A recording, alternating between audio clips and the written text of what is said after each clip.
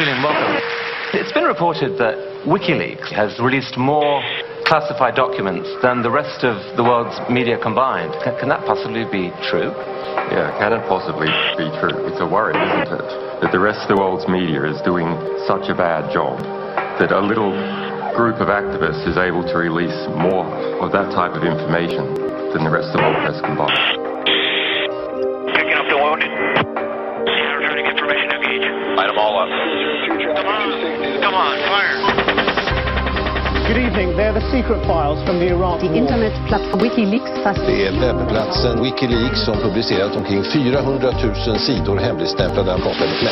Wikileaks have made public the most extensive classified military and diplomatic material ever. What they've released is challenging and provoking governments with skeletons in their cupboards all over the world. We should condemn the disclosure of any classified information by individuals and organizations. The people who are in power will not give that power away freely. That is just unfortunately a fact of nature. The Defense Department demands that Wikileaks return immediately all versions of documents obtained directly or indirectly from the Department of Defense databases or records. It's only now that the true story behind the development of this closed organization is coming to light. But while the world's discussing whether Assange is a rapist or a saint, WikiLeaks continue to pursue their own political agenda. Every release we do of material has a second message, and that is we set examples. If you engage in immoral, unjust behavior, it will be found out, it will be revealed, and you will suffer the consequences. What we have here is a new breed of rebel, IT guerrillas without a national base. Student digs, coffee bars and server rooms. These are their command and control centers spread all over the world, and the battle's already started. There's a general in charge of 120 Defense Intelligence Agency personnel targeting this institution and its products.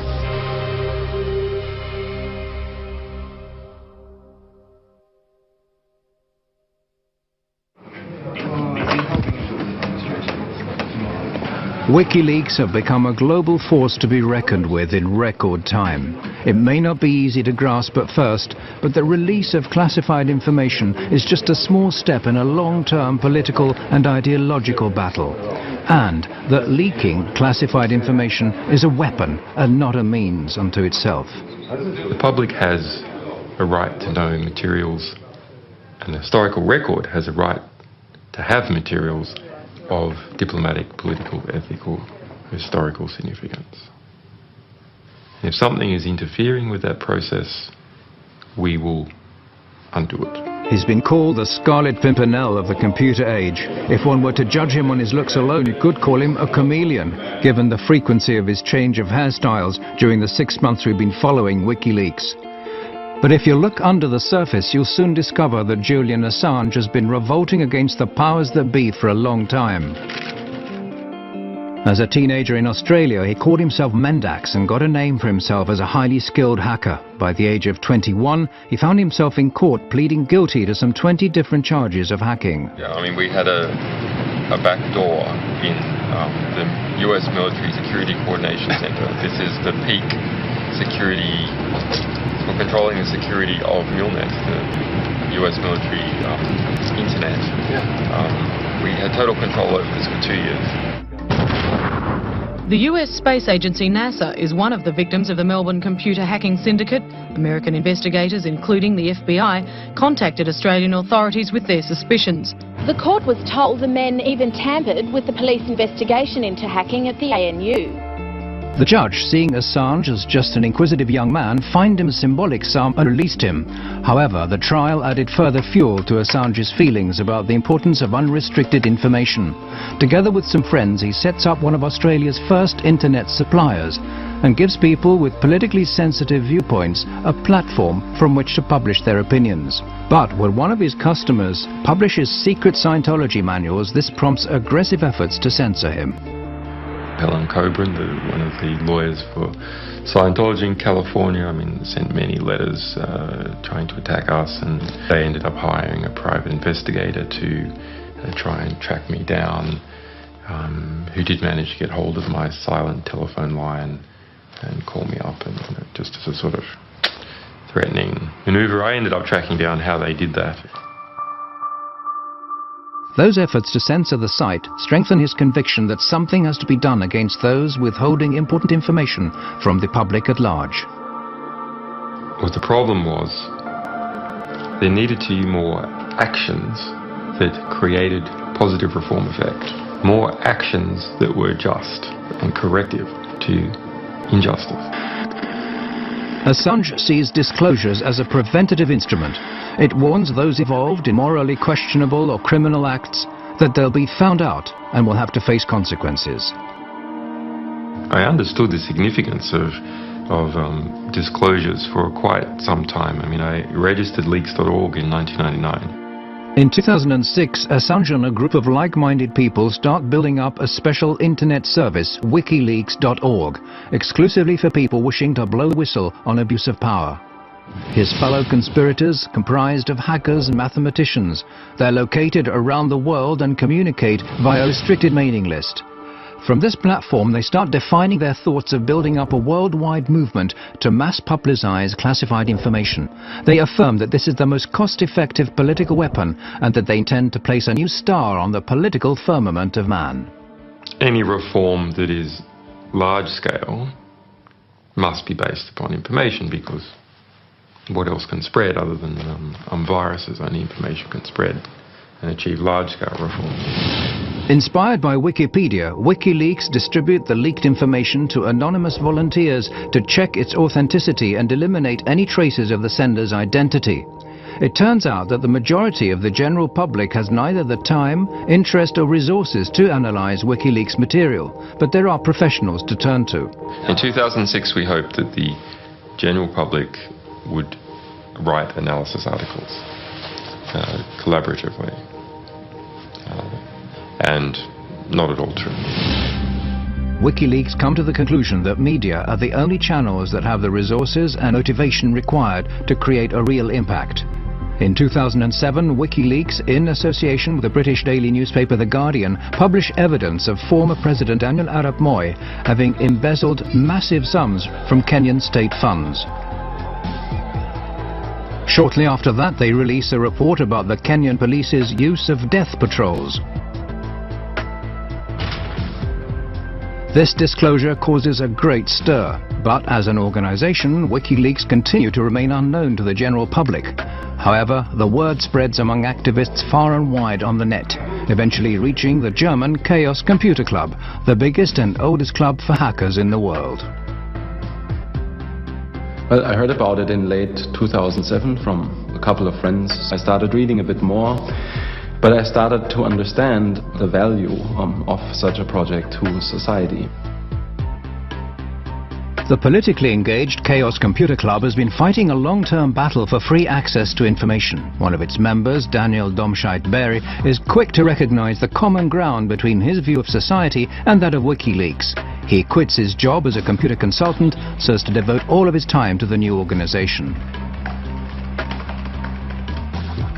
The question is the attitude. What attitude do you have to society? Do you look at what there is and you accept that as God-given? Or do you see society as something where you identify a problem and then you find a creative solution for that problem? So it is a matter of, are you a spectator or are you actively participating in society? The Computer Club has put the skills of some of the sharpest hacking talents in the world at WikiLeaks' disposal. What's needed now is a physical haven. Hackers linked to the Swedish file-sharing site Pirate Bay have what they need: considerable technical skills in a place where freedom of speech is unusually free. A lot of the countries in today's world do not have really strong laws for the media anymore. But a few countries, like for instance Belgium, also the United States with the First Amendment, and especially, for example, Sweden, have very strong laws protecting the media and the work of investigative or general journalists. So from our perspective, this is something, if there are any Swedes here, you have to make sure that your country is really one of the strongholds of freedom of information. Sweden has a enviable, although far from perfect, record in protecting publications. It has a practical record within the past few years of protecting internet publications against censorship. And it's precisely Sweden's unique freedom of speech law that prompts Wikileaks to locate their main site in this unpretentious basement in one of Stockholm's inner suburbs. Det började med en tunneltjänst, att de skulle tunnla trafik här igenom för att kunna kringgå vissa IP-bandningar och sånt som har skett i andra länder där som inte gillar Wikileaks. Men senare så valde de att ställa även en maskin här där de publicerar materialet ifrån. PRQ offer their customers total secrecy. Their systems prevent anyone from eavesdropping either Wikileaks chat pages or finding out who sent what to who. Vi erbjuder dels anonymitetstjänster, så kallade VPN-tunnlar, där en klient från utsidan ansluter till våra maskiner som sen laddar ner den informationen de vill ha. Så om någon försöker spåra dem ifrån slutstationen, så att säga, där informationen kommer ifrån, så kommer de bara komma till våra maskiner. Och härifrån så lämnar inte vi ut några uppgifter om vem som hade det IP-numret vid det här tillfället. PRQ have a track record of being the hardest ISP you can find in the world. There's just no one else that bothers less about lawyers harassing them about content they are hosting. And it's just the attitude that, let's say, works very well with what Wikileaks was set out to do. Här är våran serverhall. One reason why Wikileaks need PRQ is that their operations are protected by Sweden's strict freedom of expression laws. Laws which PRQ exploit to the full. Vi accepterar allting som faller under, som är lagligt enligt svensk lag. Så accepterar vi precis allting. Oavsett hur omoraliskt eller förkastligt det kan vara i övrigt, så väljer vi att inte göra några moraliska bedömningar. Det är en informationsbomb som står och väntar istället för de konventionella vapnen. Och förhoppningsvis så kan den här informationen på något sätt stoppa några av de konventionella vapnen. Det är min förhoppning. And we aren't talking about any old information. It's from these servers at PRQ that Wikileaks has, for example, made public a manual from the United States Guantanamo Bay Detention Center. A military manual leaked on the internet is revealing details of the way terror suspects are being treated at the U.S. naval base at Guantanamo Bay in Cuba. It tells of the use of solitary confinement and humiliation to break down the detainees mentally. Human rights groups have for years been asking the US administration for access to this manual. If you censor important material of this type, we're not just going to criticize you. We're going to take the material that you tried to censor and we're going to spray it all over the world. And we're going to stick it in our archives in a way that's never going to disappear and encourage everyone to get copies of it. WikiLeaks' battle against censorship knows no geographical frontiers. The next step is to publish an internal report commissioned by the multinational trading company Trafigura, who are alleged to have dumped toxic waste in the Ivory Coast that caused tens of thousands of people to seek medical care. The Guardian newspaper was going to produce a big story on this, and as a result they were gagged. The company obtained a secret order in court to gag all the press in the UK from reporting anything related to the content of that report and the fact they had been gagged. In the US, hackers discover that the Republican presidential candidate Sarah Palin is apparently bypassing US transparency laws by using a private email account to conduct government business. WikiLeaks publishes her messages. After just 2 years, the site's made public over 1 million secret documents, but WikiLeaks as an organization continues to be largely shrouded in secrecy. Only Julian Assange and Daniel Domscheit-Berry appear in public, the latter under the pseudonym Schmidt. Okay, hello everybody. My name is Daniel Schmidt, this is Julian Assange.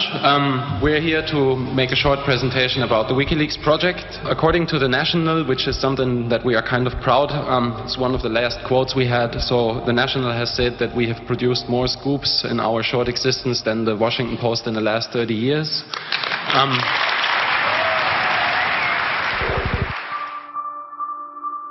their publication activities soon lead to counterattacks. When Wikileaks release lists of censored websites, internet service providers in a number of countries, including Thailand, China and Iran, shut them down. The more sensitive the material they publish, the more often Wikileaks become the object of lawsuits and threats. Wikileaks now attracts the attention of the US intelligence, who, in a classified report, claim that the site is a threat to national security and suggest ways of shutting it down. Priority is put on finding the individuals leaking the information. The US intelligence, however, only managed to keep the report secret a short while before it's leaked to Wikileaks. It now becomes obvious that Wikileaks need to find more and safer havens from which they can publish their information. A sequence of events now starts on an island in the middle of the North Atlantic, which, while it leads to more censorship efforts, will also create new opportunities for Wikileaks.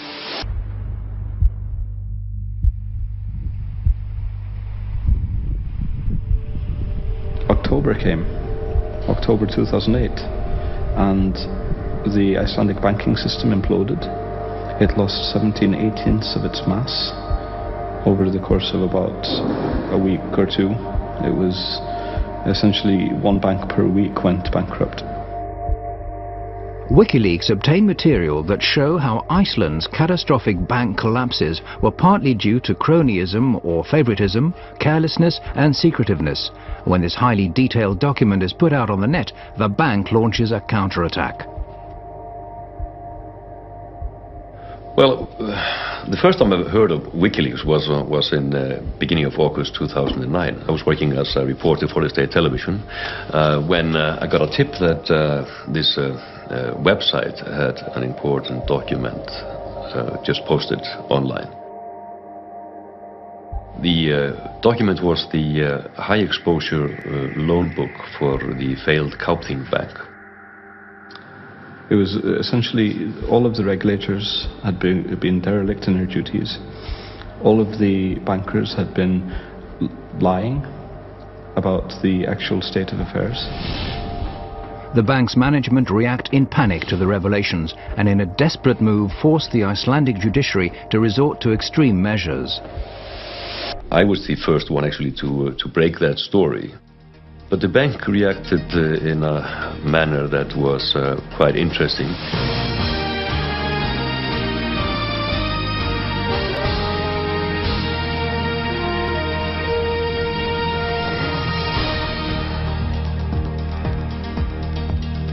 Gott kvöld, nú hefjast fréttir laugardaginn 1. ágúst, samt ekki allar þær fréttir sem við ætlum að segja ykkur. They got a gag order on the state television, actually the first and only one in the history of the Icelandic state television news department. Allir geta nálgast þau á vefsíðunni wikileaks.org, wikileaks.org. The leak lays bare the disastrous effects of the cronyism inherent in Iceland. We had failed as a country because we had not been sharing the information that we needed. We were in the middle of an information famine. That sort of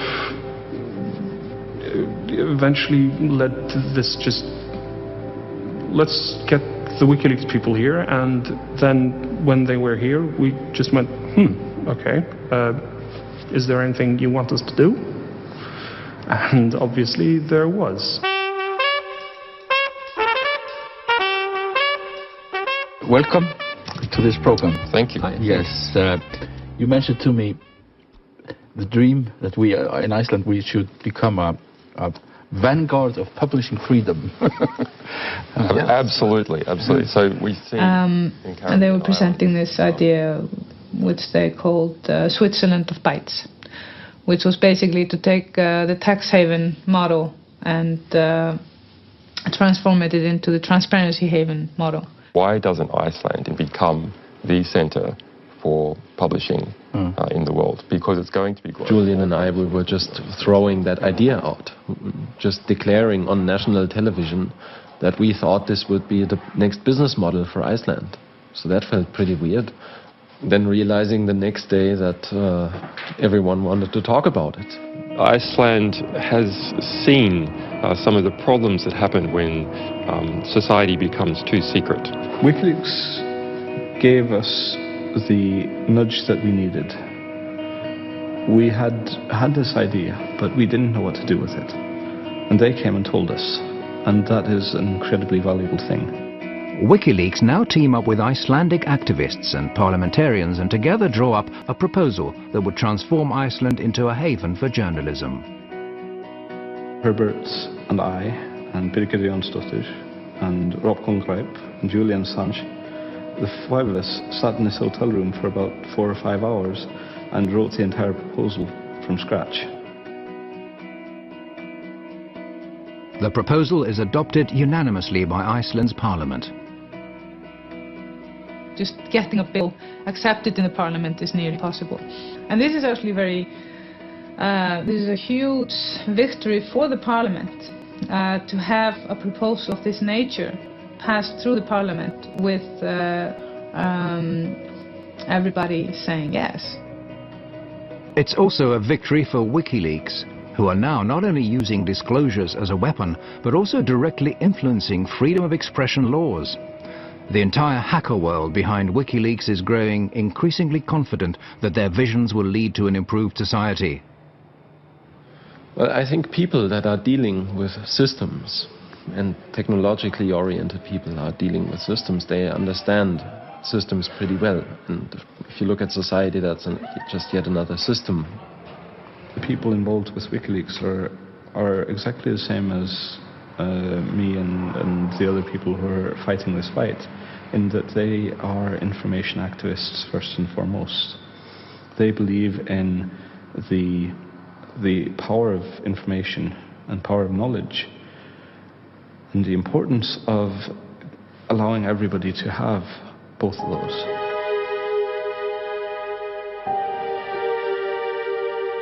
Perhaps it's similar convictions that prompt a young former American hacker to make one of the most crucial decisions of his life. Bradley Manning, serving as an intelligence analyst with the US Army in Iraq early 2010, has, just like millions of other Americans in the military or civil service, access to a massive database of classified information. He discovers indications of crime and corruption and tells another hacker, Adrian Lamo, about it.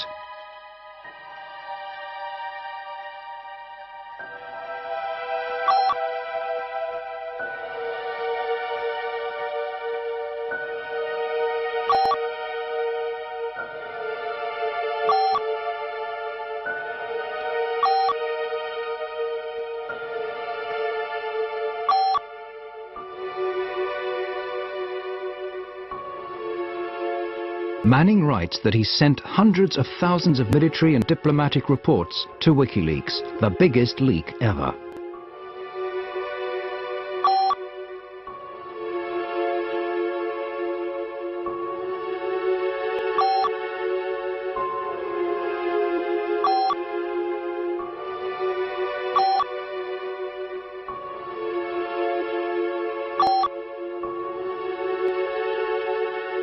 Manning puts his faith in WikiLeaks.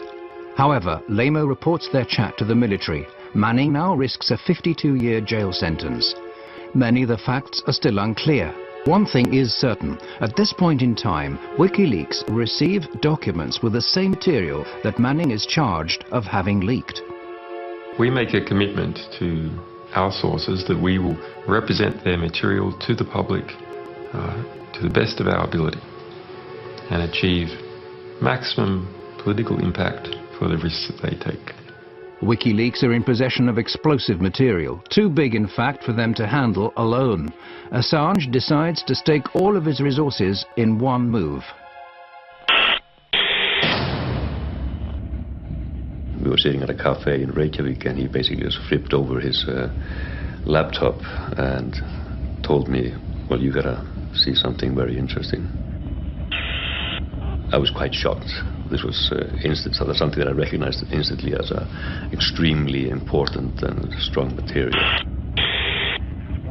This is what the crew of an American attack helicopter see while out on patrol in Baghdad. See all those people standing down there? There's a group of men on the street below. Two of them work for the international news agency Reuters. The driver, Saeed Shma, and the cameraman, Namir Noor Eldin. What annoys me the most is when people abuse their power and harm innocents, and they didn't actually need to do it. Hotel 26 is Crazy Horse 18. Have individuals with weapons. Radio. Request permission to engage. Roger that. We have no personnel east of our position. For me, personally, somebody that had spent so much effort into try to stop this war, that at least if this would be shown to people, that it might give people enough motivation to try to stop the next one. All right, we'll be engaging.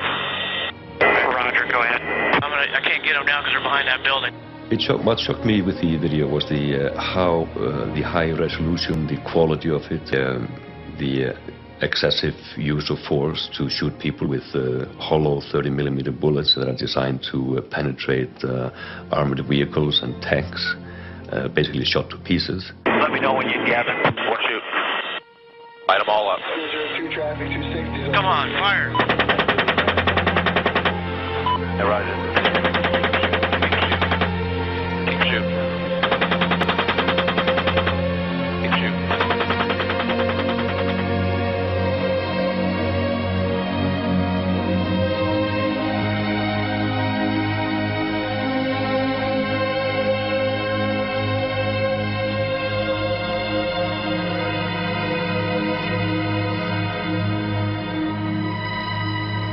Different people argue that it was right for the United States to be in Iraq, wrong to be in Iraq. But nonetheless, in this incident, even if you argue that it was right for the United States to be in Iraq, even if it was right for them to be in that suburb at that time with a helicopter overlooking this wounded man crawling the street, it was not helpful for the United States for that wounded crawling man to be shot. Yeah, we got one guy crawling around down there, but yeah, we definitely got some. Or shooting some more. The Reuters employee, Saeed Shma, has been seriously wounded. He's getting up. If he has a weapon in his hand? No, I haven't seen one yet. It is very important to offer a voice to the voiceless. Nobody really believes the people on the ground when they're trying to tell what the war crimes are occurring, and that happened to the people there. So I offered to help with this in any which way possible. Bushmaster, Crazy Horse, we have individuals going to the scene, looks like possibly picking up bodies and weapons. Let me engage you. Hey, we need to stop that. Way down there. We need to stop that. To engage individual picking up the wounded. Yeah, we're trying to get permission to engage you. Come on, let us shoot. A father driving his children to school catches sight of the injured man and stops to help him.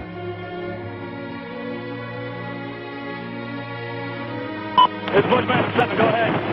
Roger, we have a black SUV or bongo truck picking up the bodies. Request permission to engage. Bushmaster 7, Roger. This is Bushmaster 7, Roger, engage. 1-8, engage. Clear. Come on. Clear. Clear. We're engaged. Why do it? Well, there's two reasons. One, because it's fun to kill people. If you've been in that environment, removed from all the effects of killing people for a long time. It's a video game, you get a high score. The other is they brag after a kill streak about how many people they killed. They go back to base and go, hey, killed 13 today. Oh yeah, look at that, right through the windshield. Alright, there was 5 individuals in that truck, so I'm counting about 12 to 15. Oh yeah, look at those dead bastards. Nice. 2-6, Crazy Horse 1-8. When the ground troops arrive, they see that there are children in the car. Oh, it's their fault for bringing their kids to a battle. That's right. After viewing the video hundreds of times, it became almost an obsession to get the identity of the people there. We knew the identity of Namir Nuruddin and Said Sma, the Reuters employees. But for me it was important to establish the identity of the other people there, especially the children in the minivan. We decided that it was worthwhile to go there and interview them. It turns out that the children survived the attack. Herr Affinson flies to Baghdad in search of more facts.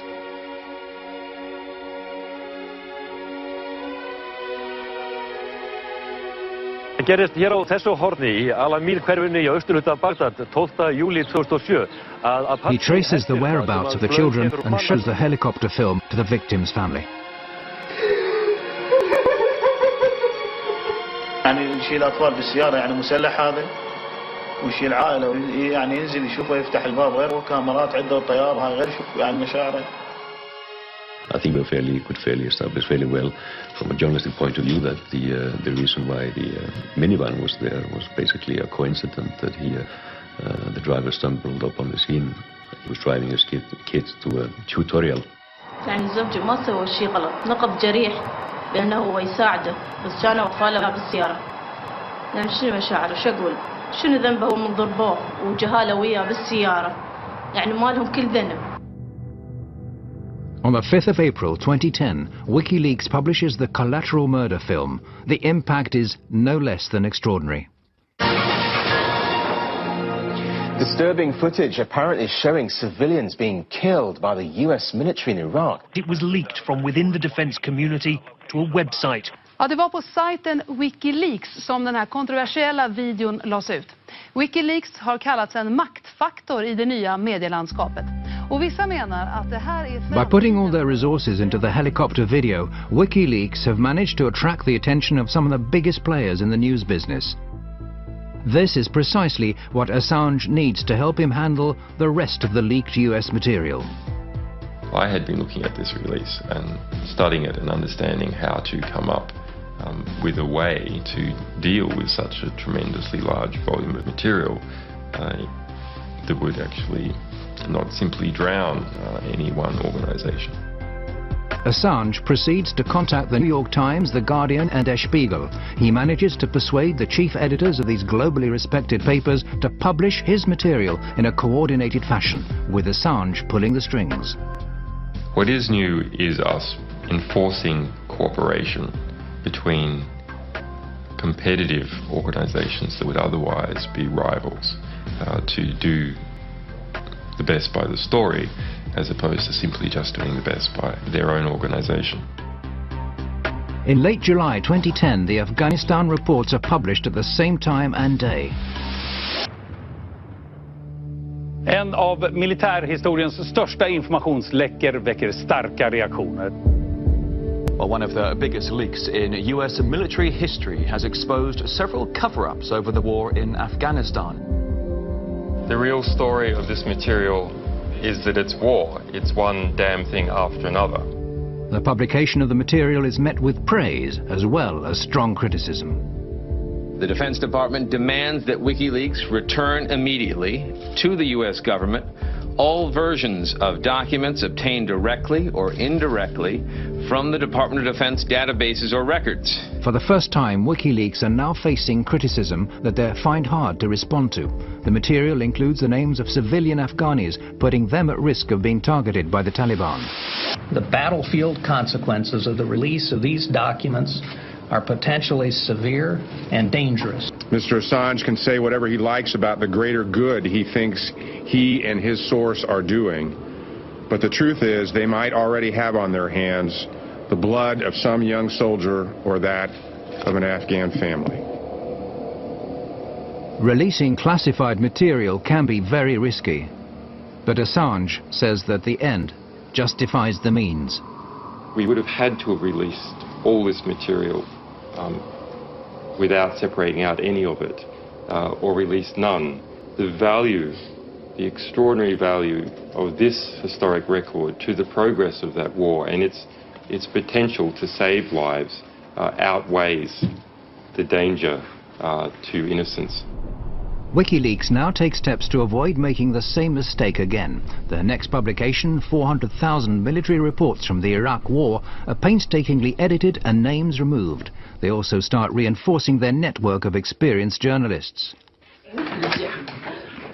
Hey. Okay, good. The camera.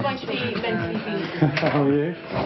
Ian Overton is editor of the independent, London-based Bureau of Investigative Journalism, who are now going to analyse the material and produce their own documentaries. There's a frantic rush of getting the best people we could on board, and we drew up a team of 25 people over a weekend, and my phone went red hot calling people.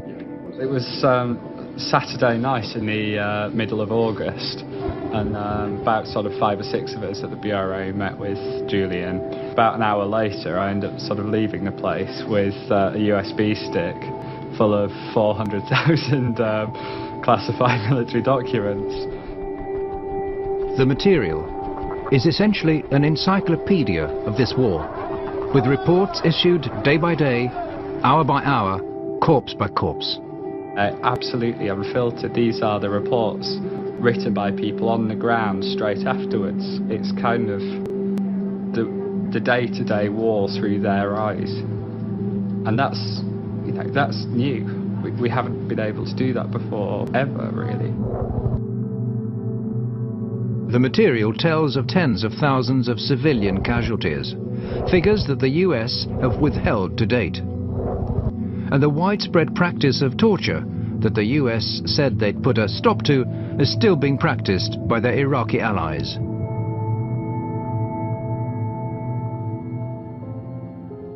I think there are stories that cause you, to be filled with grief. Some are incredibly harrowing. I mean, you do have children tortured to death or shot in front of parents, and it's not material you can read and not be affected by. When I was reading the reports, you read a young American soldier writing in a very, very bureaucratic, anodyne, sterile way about a father who's driving his children back home, and he's going too fast, and they open fire at the car, and the father, fearing that his children will be hit, calls all his children to lie on the floor. All of the children are killed, 3 children. And the way it's written up is it's called an escalation of force.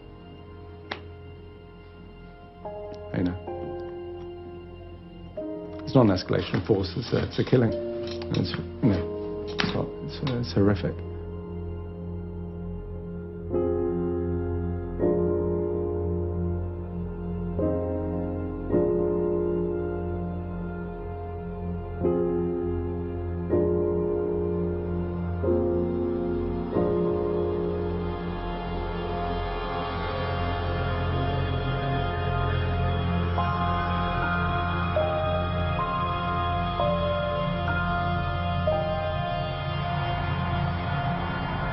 This is anything truly new in war. War is hell. Awful things happen. And what these logs tell us is that war is hell. They don't hide from the truth. They're not spun by a military spin doctor talking in an air-conditioned conference room in the green zone.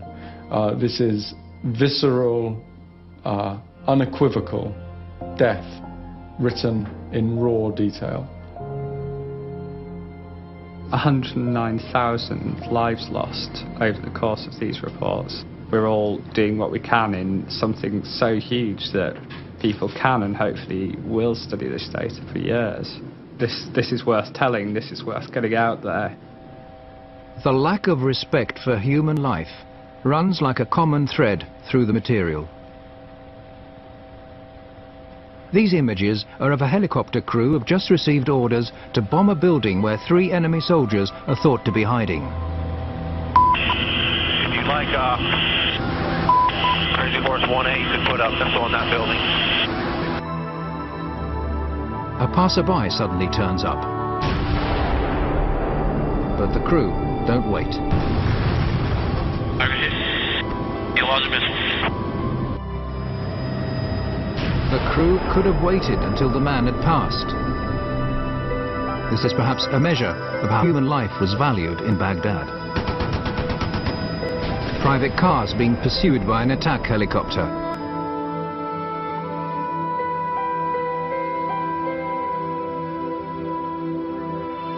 The driver gets out of the car and holds his arms up in a gesture of surrender.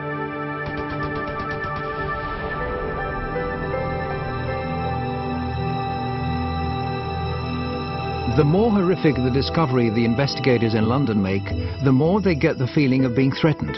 It gradually becomes obvious that someone's watching their office. I do know that I'm being listened to and monitored by forces. I don't know. I've received strange text messages from anonymous sources.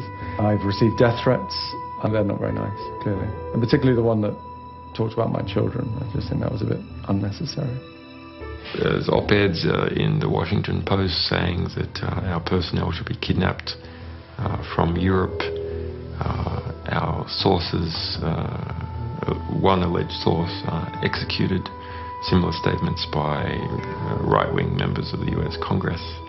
In Washington, the influential public figure Christian Whiten is agitating for the indictment of Wikileaks members, saying they should be treated as terrorists.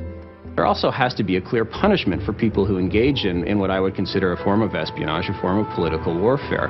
It's not an act of journalism or transparency, but an act of political war against us. The US ups its efforts to stop Wikileaks. The payment service provider's money brokers closed down WikiLeaks' account. American hackers suspected of having links to WikiLeaks are detained, questioned and have their computers confiscated. At the end of the day, things involving the web, I think you find, are less mysterious and new than may meet the eye at first. If you just go beyond, I'd say, the surface, you'll find telecommunications companies that are hosting the servers or hosting the companies that in turn host this information and have made this possible. You'll find banks that provide banking services to these people. You'll find landlords who provide rent to the individuals involved. So to that extent, I'm pretty sure you can peel back the onion and find exactly what this organization is, where it conducts its activities, and which jurisdiction it's subject to most directly. However, the stronger the attacks, the greater the support WikiLeaks receive. Julian Assange has been without a fixed address for several years, but wherever he lands, activists are on hand to offer him a place to sleep and their services free of charge. People love the idea of an out-of-control investigative journalist who's trying to take on governments. The story of some quasi-romantic fleet of foot Scarlet Pimpernel character in the form of Julian Assange darting in the cyber shadows. It's very appealing. I am very pleased to be amongst so many people I can respect. I don't think I have ever been... Assange is an ideal media figure. He's been portrayed as the Lone Ranger of the information age. Who too? Arnie, you are the only one which is sounding like a pure angel. Me? Yes. A pure angel? It's just the hair. Praise and prizes have been poured over WikiLeaks. Time magazine has included Assange on a shortlist for the world's most influential man. You should remember Solzhenitsyn's words that in the right moment, one word of truth outweighs the world. But all is not quiet on the WikiLeaks front. Assange is aware that the Iraqi material that's shortly to be released will generate even more anger. In August, he travels to Sweden. He applies for a residence permit to obtain the protection of the world's most extensive freedom of the press law. Efter dagar av spekulationer så kan rapport nu avslöja att Piratpartiet tar över ansvaret för säkerhet och drift av sajten Wikileaks dataservrar. Does this mean that Wikileaks is becoming even more Swedish? I hope so. To start with, everything goes well. Julian Assange is welcomed with open arms. He's invited to major political and trade union venues. And there are calls that he should be awarded the Nobel Peace Prize. Julian Assange gör en blixtvisit i Stockholm och när svenska medier får höra om besöket börjar telefonerna gå varma. Ingen vill missa mannen bakom sidan som gjort fler avslöjanden under sin 3-åriga livstid än vad många nyhetsredaktioner tillsammans lyckats med under årtionden. A couple of days later, the picture changes dramatically.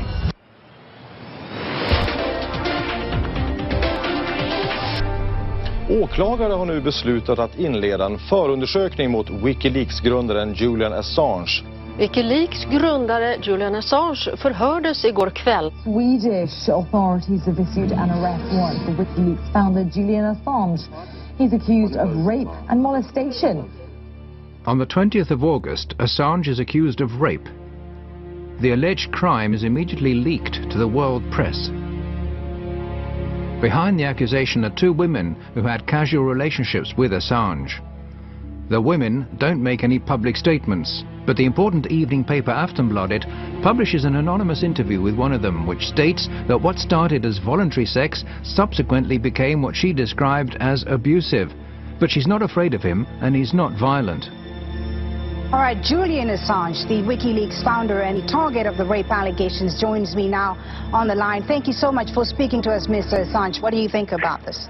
Clearly it is a smear campaign of some kind. Well, I came to Sweden as a refugee publisher involved with a extraordinary publishing fight with the Pentagon, where our people were being detained with an attempt to prosecute me for espionage. So I'm unhappy and disappointed with how the Swedish justice system has been abused. Assange says he never forced anyone to have sex and that the judicial system has been misused. He implies that he's a victim of personal revenge and US pressure. That troubled a lot of us that had worked with the organization, the way this case was mixed with Wikileaks. The way, of course, there must have been a party at the American embassy in Sweden when they read these news. It's like, yes, we don't have to do anything except just to pass this on. But whatever the truth is, a shadow has now been cast not only on his but also Wikileaks' name. The rape allegations lead to a storm of protests from Wikileaks. Wikileaks has become the sensation because the 2 last big scoops, and the only scoops that have been actually played into the hands of the mainstream media, are sort of Wikileaks versus the US or Julian Assange versus the Pentagon.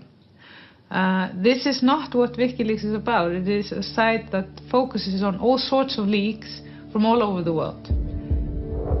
It has weakened the organization. That is my perception. Too much focused on one person, and one person is always much weaker than an organization. The difference of opinion began when Assange decided to put all of Wikileaks' resources into the giant American disclosures. And it's now grown into a serious source of discontent regarding how the organization should be run. I think the wisest thing to do would have been to do this slowly, step by step, to grow the project. That did not happen. What happened was to pick out the biggest releases, to release these, to put all effort, all resources, everything we had into producing these releases. Other voices join in the criticism, some through anonymous media interviews, and now it's Assange's turn to look for leaks. This is an extract from a chat between Domscheit Berry and Assange.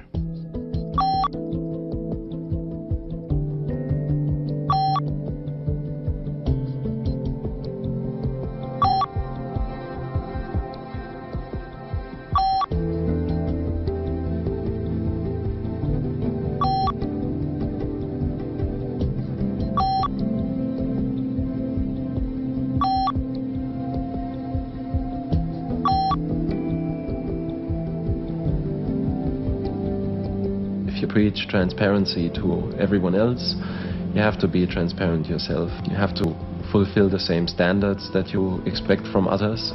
And I think that's where we've not been heading into the same direction philosophically anymore. The argument ends with Daniel and several others quitting Wikileaks. Eventually this ended with me arguing with Julian about basically his dictatorial behavior, which ended in Julian saying to me that if I had a problem with him, I could just piss off, I quote. Those who quit the organization build up their own site on the quiet, OpenLeaks, to be run without an authoritarian editor and serve purely as an online distribution service, helping people deliver material anonymously to the media. OpenLeaks is a technology project that is aiming to be a service provider for third parties that want to be able to accept material from anonymous sources. Well, I'm inclined not to talk too much about the few people that have decided that their interests are not with the WikiLeaks anymore. What I hear is that some of the people are, contemplating to open up their own website with the same ideal as WikiLeaks, and I think that's an excellent idea, and I wish them well. I think it's the more the better. WikiLeaks continues to pursue its set strategy, which leads to massive media reaction when the next part of the material is published. I can't think of any case where a satellite news channel, the BBC Radio World Service, terrestrial channels and broadcasters and the internet are all going to go at the same time on a story. This disclosure is about the truth. They're the secret files from the Iraq war. Internetplattform Wikileaks. Det är webbplatsen Wikileaks som publicerat omkring 400 000 sidor hemligstämplade amerikanska dokument. So let me just say, with regards to the allegations of not intervening when coming across detainee abuse, not true. The Iraq leak hits the headlines around the world. Thanks to Assange's strategy, the leak has a huge impact and greatly boosts WikiLeaks' resources. Now 40 volunteers are brought in to work more or less full-time for the organization, with another 800 people available for specific tasks. WikiLeaks are well into planning the release of future disclosures. But first, there's still the final part of the US material to be released. For this latest release, we have chosen a different methodology. We have tried to pull it out over time, rather than having it all go out in one hit. This time, however, the new material contains disclosures, the consequences of which are far harder to assess than previous releases. Nu är de ute, de första av tusentals handlingar med hemlig amerikansk diplomatpost. The United States strongly condemns the illegal disclosure of classified information. In a storm of criticism, WikiLeaks are accused of threatening world peace. Are they and their media partners sufficiently competent to gauge the consequences of releasing hundreds of thousands of diplomatic dispatches, covering everything from nuclear reactors in Iran to Saudi Arabian domestic policy? Or is it again a matter of the end justifying the means? For Christian Whiten, things are much simpler than that. I think Mr. Assange is actually waging political warfare too. He's not using weapons, but he's not using purely soft things either, like words. He's using information, wielding information against us, if you will. That to me is what political warfare is. By and large, WikiLeaks is a force for good. I think you can't just be absolute on this. WikiLeaks is very, very powerful, and I think one has to be cautious of anything that's very, very powerful now.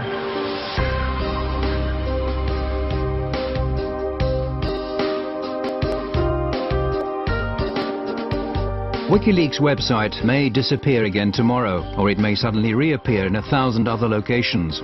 History is still in the process of being written, and the rape allegations are a long way from being settled.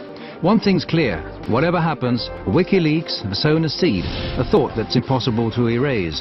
It's about new ways and new channels of disseminating classified information that'll have a profound effect on transparency, not only on the net, but but in a broader global dimension. Well, what I really learned in the last 3 years is that a difference can be made bottom up and not only top down. Information does not respect borders. States are going to have to rethink how they approach information. Any state which fails to do this will cease to exist. Well, if we're going to have a military and a defense policy, it's predicated on having information that is controlled. Of course, we're a democracy. We're one of the most open countries, I believe, in the history of the world. But information has to be protected in certain circumstances and denied to the public. Democracy without transparency is no democracy. I mean, that's just an empty word.